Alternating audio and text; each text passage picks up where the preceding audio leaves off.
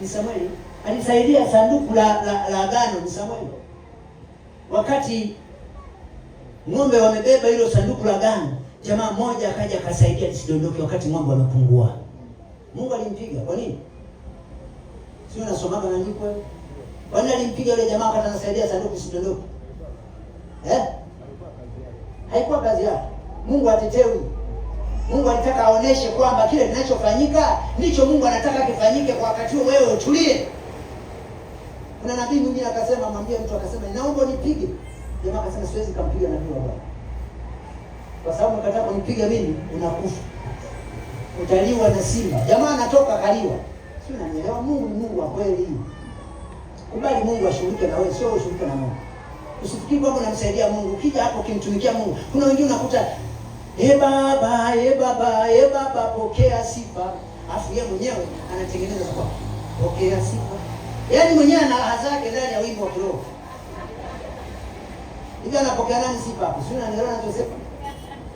Pokea sifa. Pokea sifa. Na watu wanajuana, najua kabisa kwamba nikigeuka ndio nitaonekana. Lakini hizo sifa napokea nani? Naongea na watu wa kiroho hapo. Kama nakuuma tulia kimya kama Petro. Tunataka hapa tupone, tunataka tusifike. Kuna hasara kubwa sana wakipokea utukufu wa Mungu. Kuna hasara kubwa. Vile unavyofanya, hebu upate ufahamu kwamba hiki ninachofanya kiko kwa nani. Hivi kweli mimi nafufuka katika lipi? Jitambue hapa, sio sawa. Yule mwalimu asubuhi akasema yule jamaa alikuwa ajitambue. Ni mkubwa lakini akili hazina. Unakubali kupiga ukubwa kwa sababu ya nini? Posho.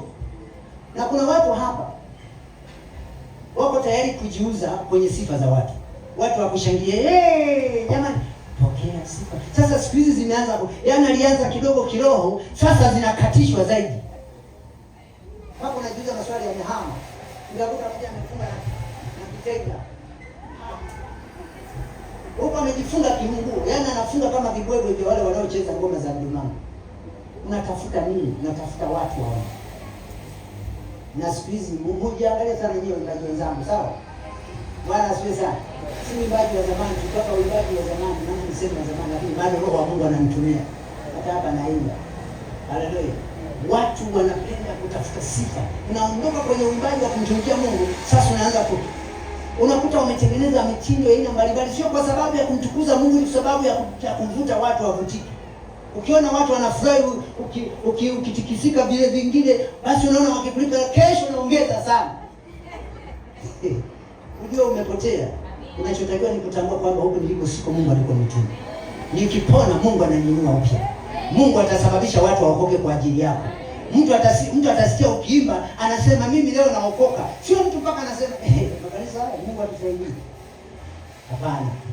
Tunakataa hiyo roho kwa jina la Yesu. Amen. Petro alipofika sikio akaona Yesu anachukua ile sikio anarudisha kwa yule jamaa.